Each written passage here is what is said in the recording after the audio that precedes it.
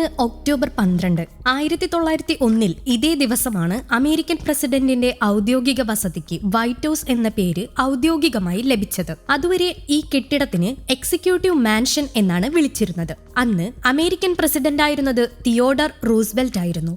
കെട്ടിടത്തിന്റെ വെള്ള നിറത്തിലുള്ള ഭിത്തികൾ കണ്ട് പൊതുജനങ്ങൾ പതിറ്റാണ്ടുകളായി അതിനെ വൈറ്റ് ഹൌസ് എന്ന് സ്നേഹത്തോടെ വിളിക്കാൻ തുടങ്ങി. അതുകണ്ട റൂസ്വെൽറ്റ് ആ അനൌദ്യോഗിക പേര് ഔദ്യോഗികമാക്കാൻ തീരുമാനിച്ചു. റൂസ്വെൽറ്റിന്റെ ഭരണകാലത്താണ് അമേരിക്കൻ ഭരണകൂടം ആധുനികതയിലേക്ക് നീങ്ങിക്കൊണ്ടിരുന്നത്. പ്രസിഡന്റിന്റെ ഓഫീസ്, കത്തുകൾ, ഔദ്യോഗിക രേഖകൾ എന്നിവയിൽ ഉപയോഗിച്ചിരുന്ന പഴയ മുദ്രയായ എക്സിക്യൂട്ടീവ് മാൻഷൻ ഒഴിവാക്കി റൂസ്വെൽറ്റ് അതിനു പകരം വൈറ്റ് ഹൌസ് വാഷിംഗ്ടൺ എന്ന പുതിയ മുദ്ര ഉപയോഗിക്കാൻ ഉത്തരവിട്ടു. എന്നാൽ അത് വെറുമൊരു പേരുമാറ്റമല്ലായിരുന്നു. പ്രസിഡന്റിന്റെ ഓഫീസ്, അമേരിക്കൻ ജനാധിപത്യം, ഭരണത്തിന്റെ പ്രതീകാത്മക ശക്തി എല്ലാം ഒന്നിച്ചു തിരിച്ചറിയപ്പെടുന്ന ഒരു ബ്രാൻഡ് ഐഡന്റിറ്റി കൂടിയായിരുന്നു.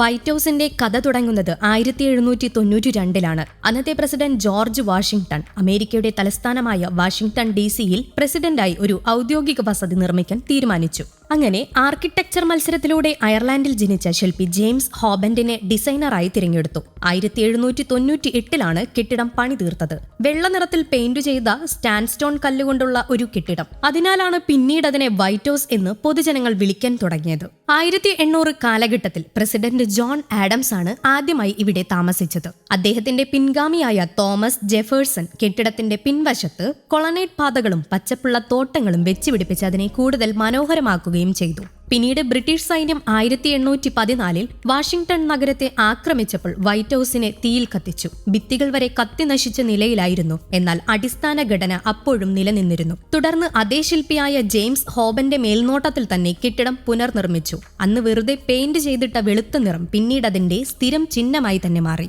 റൂസ്വെൽറ്റിന്റെ കാലത്ത് വൈറ്റ് ഹൌസ് ഒരു ഭരണകൂടത്തിന്റെ മുഖമുദ്രയായി മാറ്റേണ്ടതുണ്ടെന്ന് അദ്ദേഹം തീരുമാനിച്ചു. അതിനാൽ കെട്ടിടത്തിന്റെ അകത്തളങ്ങൾ നവീകരിക്കുകയും ഓഫീസ് വിഭാഗങ്ങളെ പുനഃക്രമീകരിക്കുകയും ഔദ്യോഗിക മുദ്രകളും സ്റ്റേഷനറികൾ വരെ പുതുക്കുകയും ചെയ്തു. ഇന്നത്തെ വൈറ്റ് ഹൌസ് എന്ന് പറയുമ്പോൾ വെറുമൊരു കെട്ടിടമോ പ്രസിഡന്റിന്റെ വസതിയോ ഓഫീസോ മാത്രമല്ല, അമേരിക്കൻ ജനാധിപത്യത്തിന്റെ ആത്മാവും ലോകത്തിനു മുന്നിലെ അധികാരത്തിന്റെയും സ്ഥിരതയുടെയും പ്രതീകവുമാണ്. റൂസ്വെൽറ്റിന്റെ ആ ചെറിയ പേരുമാറ്റം ഇന്ന് ആഗോളതലത്തിൽ ഒരു നാടിന്റെ ഭരണാധികാര മുഖചിഹ്നമായി തന്നെ നിലകൊള്ളുന്നു.